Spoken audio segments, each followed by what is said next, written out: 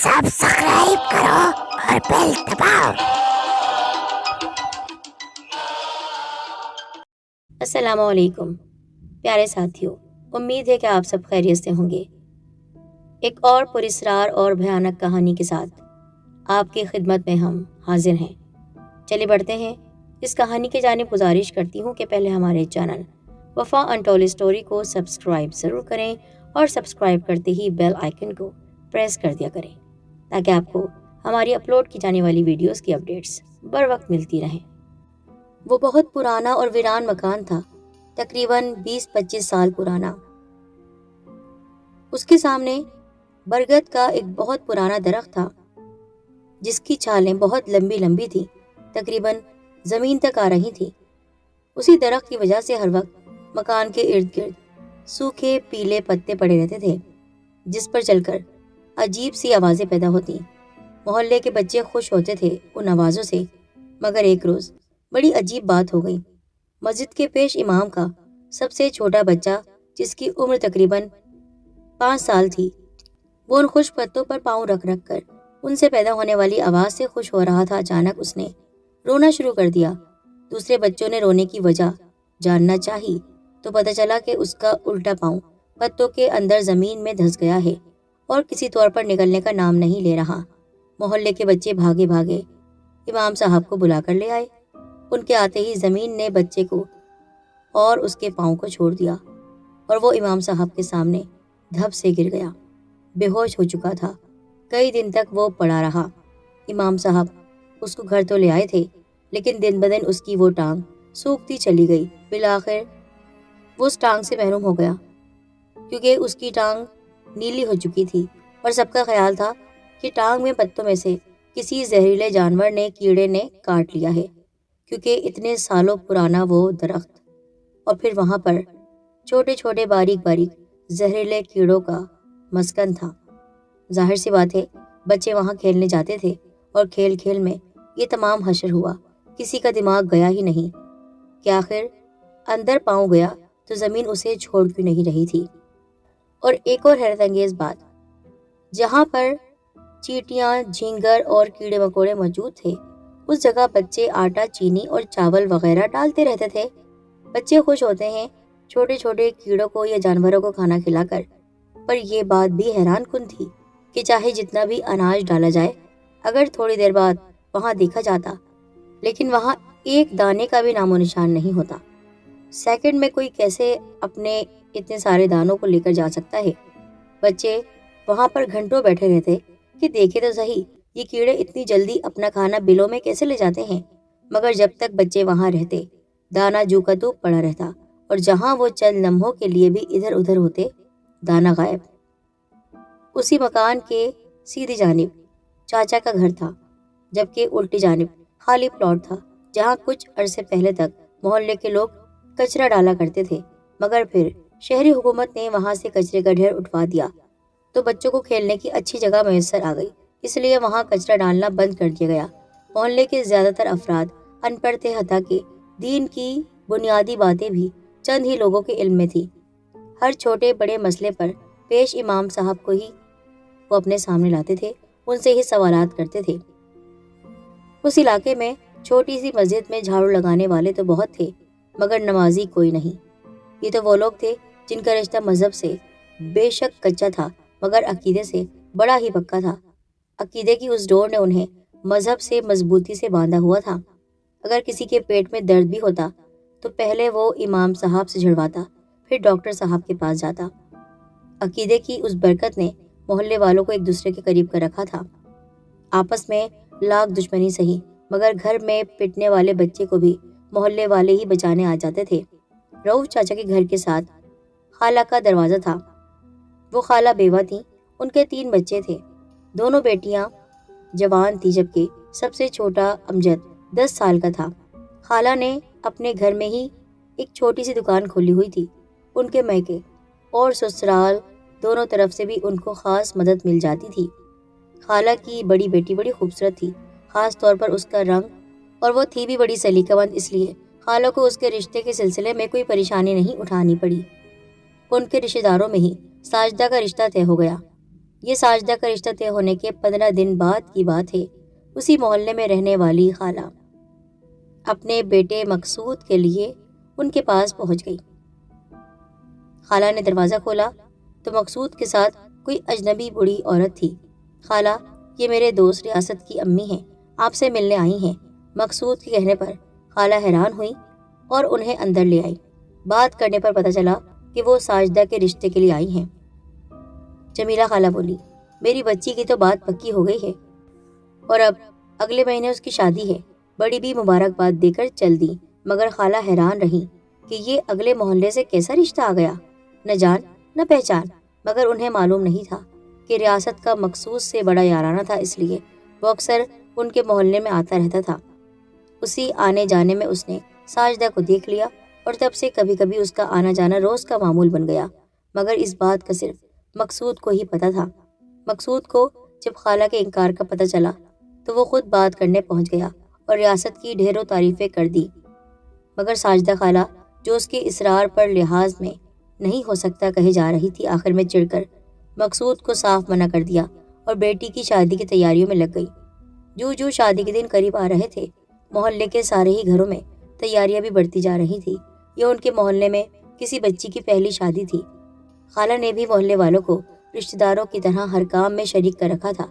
کسی گھر میں جوڑے سیے جا رہے تھے اور کسی گھر میں گوٹے کنارے لگ رہے تھے۔ محلے کے نوجوان شادی اور مایوں والے دن کے لیے مہمانوں کو بٹھانے کے لیے ٹینٹ لگانے کی منصوبہ بندی کر رہے تھے۔ فیصلہ ہوا کہ گھر کے سامنے والی گلی میں ٹینٹ لگایا جائے، مگر یہ بھی محض اتفاق تھا کہ اوپٹن سے ایک دن پہلے گلی میں گندا پانی آ گیا۔ سب پریشان ہو گئے۔ آخر میں سوچا کہ اس ویران 20-25 سالہ پرانے مکان کے برابر میں پڑے خالی پلاٹ پر ٹینٹ لگا دیا جائے۔ محلے کے لوگ اور تمام لڑکے وہاں پر صفائی کرنے لگے۔ رؤف چاچا نے جو دیکھا تو منع کر دیا کہ یہاں پر یہ ٹینٹ نہ لگاؤ۔ پوچھا گیا کیوں تو بولے، میں کچھ دن پہلے کسی سے مل کر رات کے 2 بجے گھر آ رہا تھا تو دیکھا اس ویران مکان کی چھت پر جو منڈیر بنی ہوئی ہے اس پر بہت بڑا کالا بلّا بیٹھا تھا۔ مجھے دیکھ کر وہ کھڑا ہو گیا اور اپنی زبان نکال کر پنجے چاٹنے لگا۔ اس کی زبان اتنی لمبی تھی کہ اس پر سانپ کا گمان ہو رہا تھا۔ پھر وہ بلّا اس پلاٹ پر کود گیا۔ لڑکوں نے سنا تو ہنسنا شروع کر دیا۔ کیا چاچا تم بھی، یہ کوئی بات ہے ڈرنے کی؟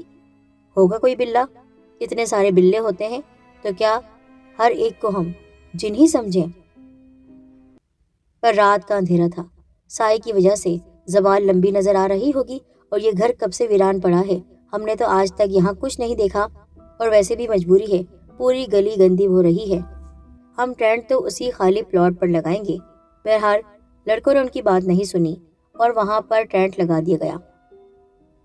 شام ہوئی تو مہمان بھی آنا شروع ہو گئے۔ ساجدہ کو اس کی سہیلیوں نے موتیا کے پھولوں سے سجایا تھا۔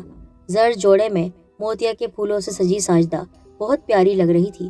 ابھی ساجدہ کو اسٹیج پر آ کر بیٹھے ہوئے 10 منٹ ہی ہوئے تھے، اچانک لائٹ چلی گئی اور تقریب میں تھوڑی افراتفری سی مچ گئی۔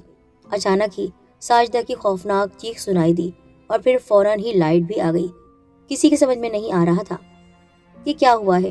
روشنی میں دیکھا تو ساجدہ اسٹیج پر بے ہوش پڑی تھی۔ ہر طرف ہلچل مچ گئی تھی۔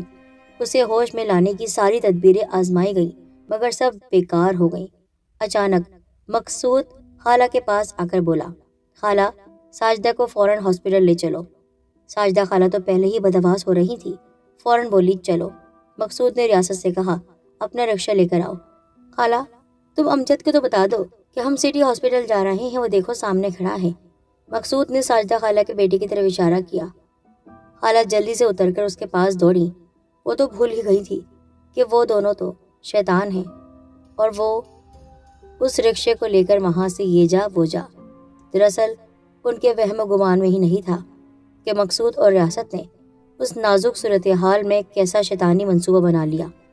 ریاست کو اپنی بے عزتی کا بدلہ لینے کا موقع مل ہی گیا، کیونکہ انہوں نے اپنی بیٹی کو اسے نہیں دیا تھا اور اس کی شادی کروا رہی تھی، کیونکہ انہوں نے اسے اپنی بیٹی دینے سے انکار کر دیا تھا۔ وہ اپنی بے عزتی کا بدلہ لینا چاہتا تھا۔ اس نے سوچا کیوں نہ میں اس بہتی گنگا میں ہاتھ دھو لوں، یعنی میں بھی اس لڑکی سے فائدہ اٹھا لوں۔ اور جب یہ ناپاک ہو جائے گی تو پھر اس سے کون شادی کرے گا؟ وہ ساجدہ کو لے کر ریاست کے گھر پہنچ گئے۔ اس کی اماں اپنی بیٹی کے گھر گئی ہوئی تھی۔ یوں ریاست کا گھر اکیلا تھا۔ وہ دونوں اسے بری نیت سے اٹھا کر لے تو آئے، مگر انہیں معلوم نہیں تھا کہ ان سے بھی بہت پہلے اس ویران مکان میں بسیرا کرنے والی آتشی مخلوق ساجدہ پر بری طرح فدا ہو چکی ہے۔ وہ چاہ رہے تھے کہ پوری رات اس سے فائدہ اٹھائیں گے، مزے کریں گے، اور جب دل بھر جائے گا تو اٹھا کر پھینک دیں گے۔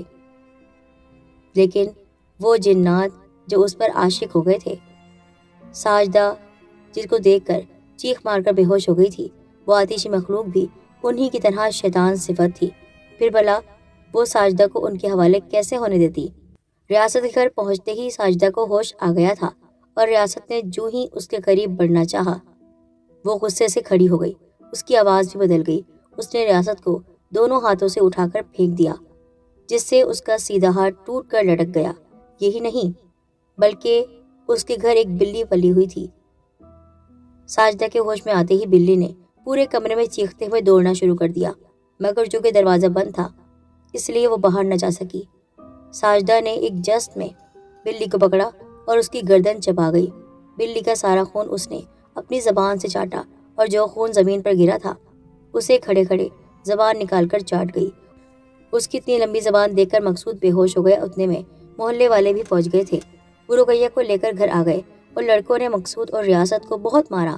ان دونوں نے نہ صرف یہ کہ اپنا شیطانی منصوبہ سب کو بتا دیا، بلکہ ساجدہ کی حالت کے بارے میں بھی سب کو بتایا کہ یہ انسان نہیں ہے، اس کے اندر کوئی اور مخلوق ہے، کیونکہ ایک انسان کی زبان اتنی لمبی نہیں ہو سکتی۔ اس نے ہمارے سامنے ایک بلی کو مارا اور اسے کھایا ہے۔ محلے والوں نے اس کی بات پر عمل کر لیا۔ رقیہ کا فوراً روحانی علاج شروع کر دیا گیا۔ اس بیچاری کی شادی کیا ہوتی، سالوں اس کا علاج چلتا رہا۔ اس کے گھر والے جو پہلے غریب تھے اس کی وجہ سے مفلس ہو گئے، مگر وہ بچ نہ سکی۔ جس رات اس کا انتقال ہوا اس کے گھر میں بار بار وہ کالا بلّا کودتا رہا، جس کے بارے میں رؤف چاچا نے سب کو بتا دیا تھا۔ وہ بار بار آتا رہا اور جاتا رہا۔ غسل دینے والی جب ساجدہ کی میت کو غسل دے رہی تھی تو اس نے دیکھا کہ اس کے جسم پر جگہ جگہ دانتوں اور نیل کے نشانات تھے۔ اس حسین گوری چٹی لڑکی کا رنگ جھلس گیا تھا، یعنی اس کے ساتھ کسی اندیکھی مخلوق نے بہت ہی برا سلوک کیا۔ اس کی عزت لوٹی گئی تھی، اس کو اپنے قبضے میں کر لیا گیا تھا، آخر اپنے ساتھ اسے لے ہی گیا۔ ادھر ریاست اور مقصود دونوں ایک کے بعد ایک اپنا ذہنی توازن کھو بیٹھے۔ یہ ساجدہ کے مرنے سے چند دن پہلے کی بات تھی کہ مقصود کی ماں روتی ہوئی سب کے دروازے پیٹ پیٹ کر کہہ رہی تھی، ارے دیکھو میرا بیٹا مر گیا۔ محلے والوں نے جا کر دیکھا تو اس کی گردن مٹکے میں پھنسی ہوئی تھی اور دھڑ باہر تھا، اور وہ اسی حالت میں مر گیا تھا۔ ریاست پہلے تو کسی شدید قسم کی جلدی بیماری میں مبتلا ہوا، اس کے بعد بھی اس کی بہت بری حالت رہی، اور اپنے گھر میں وہ ایک دن مردہ پایا گیا۔ ان دونوں کے مرنے کے بعد ساجدہ بھی مر گئی۔ رؤف چاچا سمیت بہت سے محلے والوں نے وہ علاقہ ہی چھوڑ دیا، اور کئی سال تک یہ ہوتا رہا کہ اس ویران گھر کے باہر لگے برگد کے درخت کی جڑ میں اکثر کوئی کتا یا بلی اسی طرح مردہ حالت میں ملتے جیسے کسی نے ان کی گردن چبائی ہو۔ اس محلے میں وہ زمین چونکہ کسی کے نام نہیں تھی، لہٰذا اس جگہ پر بلڈوزر پھیر کر اب وہاں کمرشل پلازا بنا دیا گیا۔ لیکن اس کے بعد بھی واقعات رکے نہیں، بلکہ پے در پہ کئی واقعات ہوتے رہے۔ اس پلازا میں جو بھی جاتا دوسرے دن کچھ نہ کچھ اس کو بیماری ہو جاتی، یا پھر وہ کچھ ایسی بات سے پریشان ہو جاتا جو کسی کو بتا بھی نہیں سکتا تھا۔ یقیناً وہ جن جس نے ساجدہ کو مارا، جس نے باقی دو لڑکوں کو بھی مارا، وہ ہر ایک کا دشمن تھا۔ وہ وہاں سے گیا نہیں تھا، بلکہ اب اور زیادہ طاقتور ہو گیا تھا۔